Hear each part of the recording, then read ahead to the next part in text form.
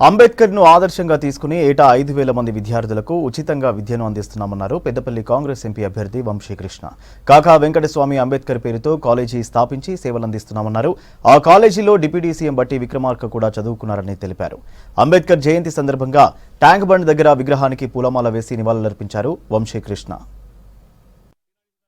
Doctor BR Ambedkar గారు చేసిన కృషి మన దేశం కోసము గత 70 సంవత్సరాలు కాన్స్టిట్యూషన్ ఏదైతే ఫాలో అవుతున్నామో ఆయన చదివిన చదువుకి ఆయన చేసిన త్యాగాలకి మనం ఈరోజు ఆయన కృషిని గుర్తించి మనము భీమ్రావ్ అంబేద్కర్ గారిని ఒక స్ఫూర్తిని తీసుకొని ఈక్వాలిటీ కోసం పోరాడడం అవసరము.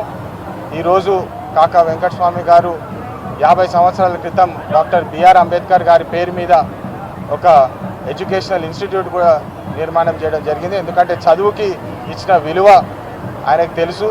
చదువు ఉంటేనే మనం జీవితంలో ఎదగొచ్చు, మనం ముందుకు సాగొచ్చు అని చెప్పి గట్టిగా నమ్మారు, చదువుతున్నారు. ఈ కాలేజ్ నుంచి ఎంతోమంది ఐఏఎస్లు ఐపీఎస్లు, మన ఉప ముఖ్యమంత్రి గారు బట్టి విక్రమార్క కూడా ఆ కాలేజ్లో చదివిన వ్యక్తి అని చెప్పి ఈ సందర్భాన్ని గుర్తు చేస్తున్నాను. ఈరోజు మళ్ళొకసారి అంబేద్కర్ గారి స్ఫూర్తిని తీసుకొని కష్టపడి అన్ని వర్గాలకు ఈక్వాలిటీ వచ్చేలాగా మనం పోరాడి కష్టపడి కృషి చేస్తామని చెప్తూ నా ధన్యవాదాలు.